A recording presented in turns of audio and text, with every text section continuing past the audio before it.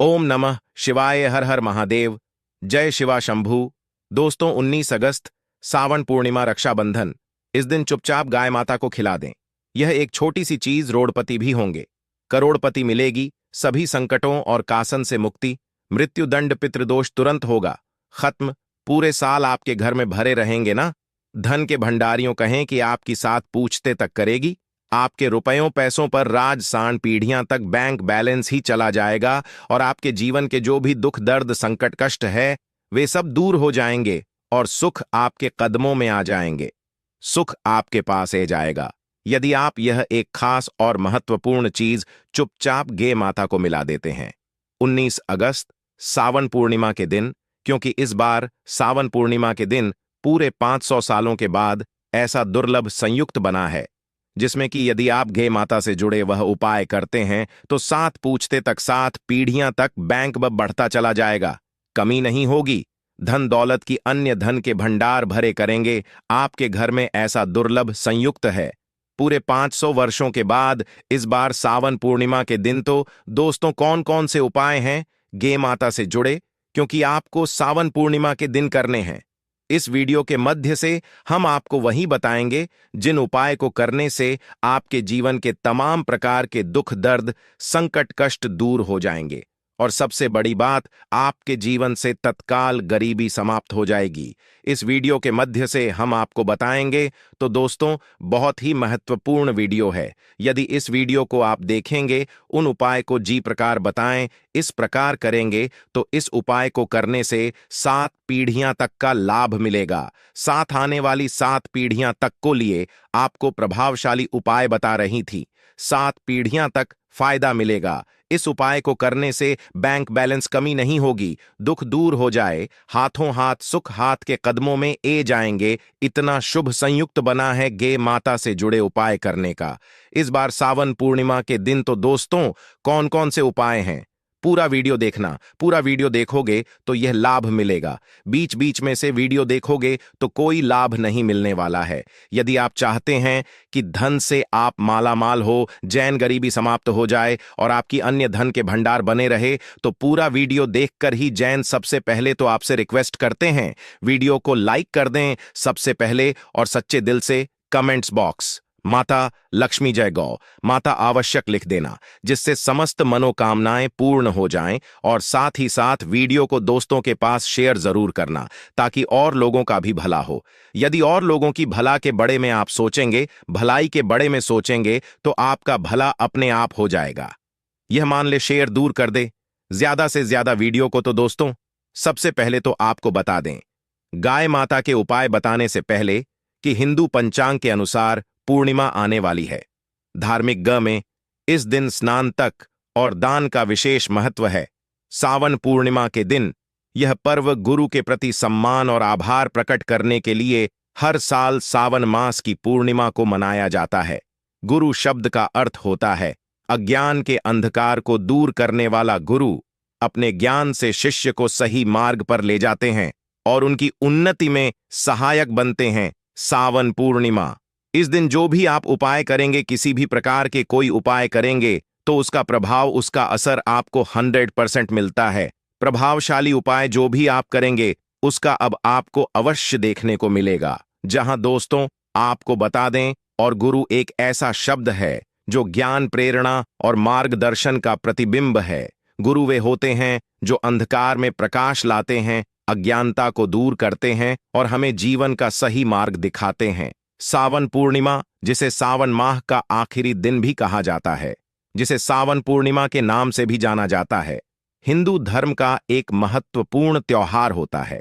Hindu calendar के अनुसार यह त्योहार हर साल के सावन मास की पूर्णिमा को मनाया जाता है। इस वर्ष सावन पूर्णिमा 19 अगस्त 2024 को मनाई जाएगी। सावन पूर्णिमा का महत्व भाई और बहन के पवित्र संबंध का प्रतीक है। इस दिन बहिनें अपने भाई के प्रति कृतज्ञता व्यक्त करते हैं। यह पूर्णिमा भाई बहन के रिश्ते को मजबूत करती है। इस दिन बहनें अपने भाई की कलाई पर राखी बांधती है और उनकी लंबी उम्र के लिए कामना करती है। प्रेम और मार्गदर्शन के लिए उनका सम्मान करते हैं। सावन पूर्णिमा भाई बहन के रिश्ते की डोर को मजबूत करते हैं मनाया जाने वाला पर्व है। आइए इस लेख में जानते हैं कि इस साल के सावन पूर्णिमा की तिथि क्या है और साथ ही सावन पूर्णिमा के इतिहास और महत्व के बारे में जानेंगे। सावन पूर्णिमा सावन मास की पूर्णिमा 19 अगस्त 2024 के दिन है, इसलिए इस साल सावन पूर्णिमा 19 अगस्त को मनाई जाएगी। पूर्णिमा तिथि की शुरुआत 18 अगस्त शाम जो 5 OS ईना मिनट से होगी। इसका समापन 19 अगस्त को रात 9 बजे पर होगा। दोस्तों, इस दिन आपको क्या करना चाहिए? इस दिन और मछलियों को आटा दाना आपको अवश्य खिलाना चाहिए। पक्षियों के लिए, पशुओं के लिए आना, मन्नत का आपको एंड अपने का आपको व्यवस्था करनी चाहिए। और साथ साथ श्रवण पूर्णिमा के दिन चंद्रमा अपनी पूर्ण कलाओं में होता है। इस दिन चंद्रदेव की पूजा करने से चंद्र दोष से मुक्ति मिल जाती है।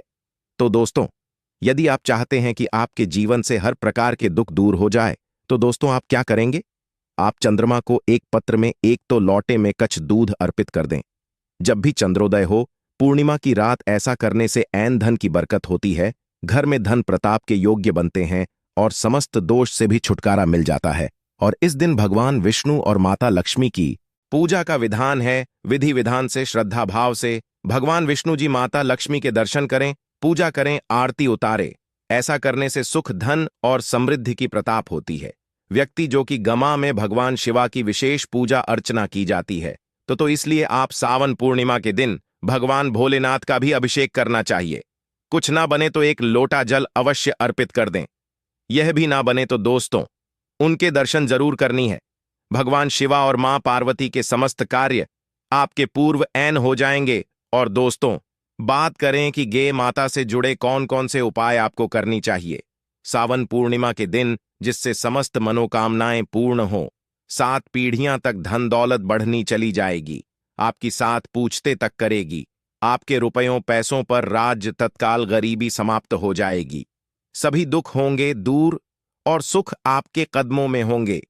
तो दोस्तों, शुरू करते हैं गे माता से जुड़े कौन कौन से उपाय जो क्या सावन पूर्णिमा के दिन अवश्य करनी चाहिए। चलिए शुरू कर दे दोस्तों। सनातन परंपरा में गे माता गंगा और गायत्री का बहुत ज्यादा धार्मिक महत्व है। मान्यता है कि 2 माता के शरीर पर 33 कोटि देवी देवताओं का वास होता है। गौ माता की सेवा एवं पूजा करने वाले जातक पर इन सभी देवी देवताओं की कृपा बरसाती हैं। वह सेवा सी सिर्फ इस जन्म के बाल की पूर्व जन्म के भी दूर हो जाते हैं। प्रत्येक सुबह जब आपके घर में भजन बनना प्रारंभ हो, तो सबसे पहले बनाई गई रोटी को आप गौ माता के नाम से निकाल दें और भजन करने से पूर्व घूमता को इस रोटी को खिलाएं। यदि संभव हो तो काली गाय माता को खिलाएं। यदि काली गाय माता ना मिले तो सफेद गाय माता को भी आप मिला सकते हैं। यह पूजा और मांगलिक कार्य में गौ माता या उनसे जुड़ी चीज जैसे गाय माता का गोबर, गोमूत्र, ग माता का दूध, दवाग माता के दूध से बना घी अवश्य शामिल करें। इससे आपको उन्हें प्रभाव की प्रताप होगी। सनातन परंपरा के अनुसार जी घर में गाय माता होती हैं, उसे घर से जुड़े सभी वास्तु दोस्त स्वतः ही समाप्त हो जाते हैं। किसी भी पूजा में गे से प्राप्त पंचगव्य युद्ध पदार्थ का उपयोग अवश्य शामिल करें, क्योंकि पंचगव्य के बिना कोई भी पूजा पाठ और हवन सफल नहीं होता। जादू तो वह कृपा अपने के लिए प्रतिदिन, हफ्ता अथवा महीने में परिवार समेत एक बार गौशाला जाने का नियम जरूर बनाएं और वहां गायों को हरा चारा जरूर खिलाएं। इससे आपको शुभ फलों की प्रताप होगी और साथ ही साथ गौ सेवा और गौ पूजा से 9 ग्रह शांत हो जाते हैं और इसे जुड़े 200 का निदान हो जाता है। गर्मियों में गौ माता को पानी पिलाया और सर्दी में गौ माता को गुड़ अवश्य खिलाएं। ध्यान रखें कि गर्मियों में गगा माता को गुड़ न खिलाएं।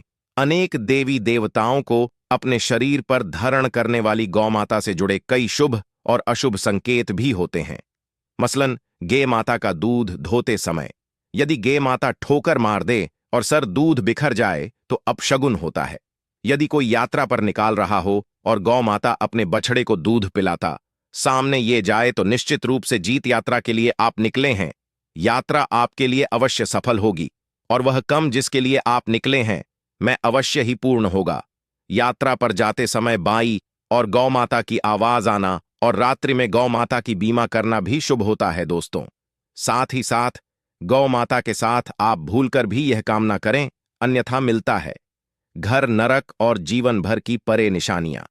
दोस्तों, गौ माता को राष्ट्रीय पशु बनाए जान और इन्हें मौलिक अधिकार दिए जान की बात हो रही है, तो सवाल उठाता है कि गौ माता जब भारतीय संस्कृति का हम हिस्सा है, तब भी गौ माता के साथ लोग खराब व्यवहार कैसे कर लेते हैं।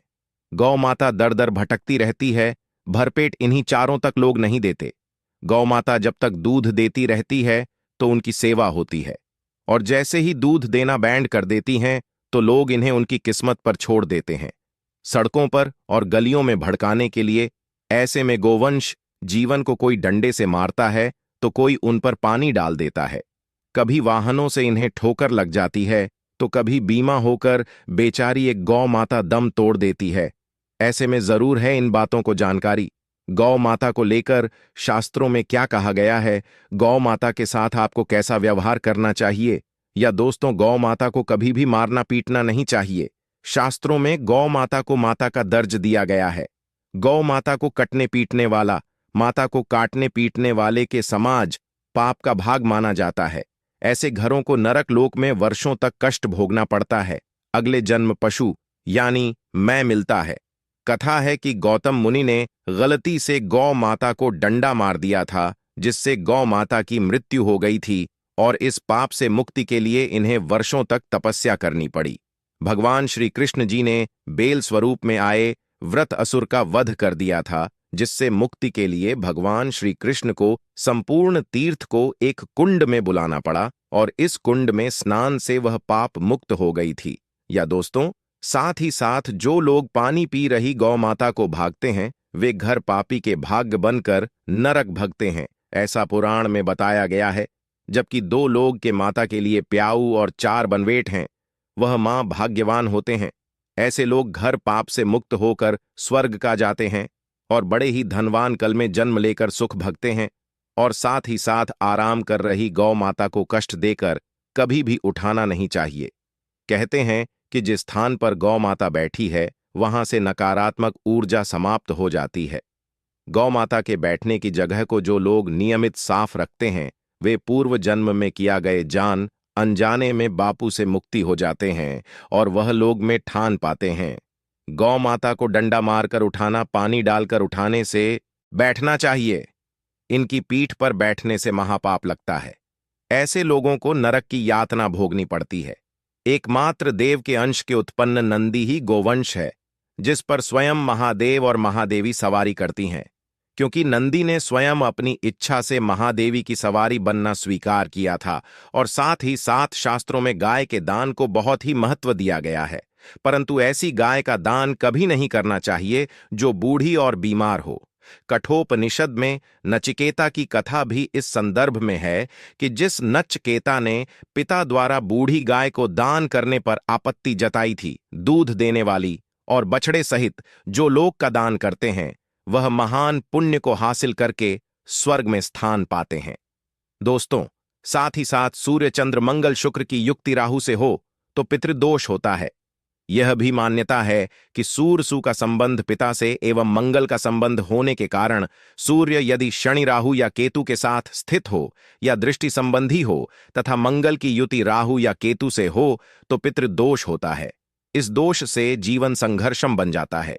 यदि पितृदोष हो तो गाय को प्रतिदिन या किसी भी एकादशी को या किसी पूर्णिमा के दिन अमावस्या या किसी भी खास दिन पर रोटी गुड़ चारा खिलाने से पितृदोष खत्म जाता है। साथ ही साथ गाय की पीठ पर जो कूबड़ बना होता है वह बृहस्पति गुरु है। अतः जन्मपत्री में यदि बृहस्पति अपनी नीच राशि मकर में हो या अशुभ शिवलिंग में जा रहे हों और सामने से गौ माता आती हुई दिखाई दे तो गौ माता को अपनी दाहिनी ओर से जाने देना चाहिए।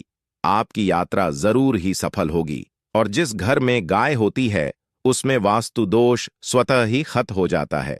और साथ ही साथ आपको बता दें कि गाय को आप भी रोटी बनाएं, प्रतिदिन ताजी रोटी ही बनाएं। गाय को अगर आपने रोटी बनाई है तो कोशिश करें कि उस रोटी को आप तुरंत ही गाय को दे दें। अगर आप उस रोटी को रख दें और उस रोटी को अगले दिन देंगे तो वह रोटी बांसी मानी जाएगी। गाय को कभी भी बांसी रोटी ना दें, इससे घर में नकारात्मक ऊर्जा वास करती है, और जो भी काम आपके बनने वाले होंगे वह काम भी आपके बिल्कुल भी नहीं बनेंगे। इससे आपके घर में हमेशा दर्द देवता का वास रहेगा। और आप जिस भी काम को करेंगे उस काम में आपको हमेशा असफलता ही हाथ लगेगी। इसीलिए कोशिश करें गाय को रोजाना ताजी रोटी बनाकर खिलाएं और रोटी को बिल्कुल ना रखें। बासी रोटी गाय को ना दें और साथ ही साथ सड़ी गली चीजें गाय को नहीं खिलानी चाहिए। घर में कोई फल है, कोई सब्जी है, सड़ जाए तो लोग क्या करते हैं, गाय को देते हैं। नहीं, ऐसा नहीं करना चाहिए। ऐसा करने से यदि आप गाय को खिलाते हैं तो आप पाप के भागी बन जाते हैं। आप बिल्कुल सड़ी गली चीजें गाय को ना खिलाएं और साथ ही साथ एकादशी पर आटे की 11 लोहियां बनाकर उनके ऊपर हल्दी लगाएं। इसके बाद गाय को खिलाएं। हर एक लोही को खिलाते समय गाय के सिंघवाल आपके जीवन में खुशियां ही खुशियां होंगी। और एक बार एकादशी पर आप 7 बार गाय की परिक्रमा भी कर लें तो आपके समस्त काम होंगे। और एकादशी पर साथ ही साथ आप गाय को जब भी रोटी दे, रोटी पर या तो आप थोड़ी हल्दी लगा लें या थोड़ा गुड़ रख लें। अगर गुड़ ना हो तो आप थोड़ा घी रख सकते हैं। दोस्तों, गाय को कभी भी सूखी रोटी ना खिलाएं। सूखी का मतलब गाय को रोटी खिलाए, उस पर कुछ ना कुछ रख कर खिलाएं। हल्दी रख लें, गुड़ रख लें, मिश्री घी या जो भी रख लें, मतलब खाली नहीं खिलानी है। इतना करने मात्र से आपके जीवन के सभी दुख दर्द समाप्त हो जाए। दोस्तों, यह थे गाय से जुड़े कुछ महत्वपूर्ण उपाय, कुछ बातें जिन्हें आपको ध्यान में जरूर रखना है। दोस्तों, चैनल को सब्सक्राइब करना बिल्कुल भी नहीं भूलना। कृपया आप चैनल को सब्सक्राइब जरूर करें। आप सभी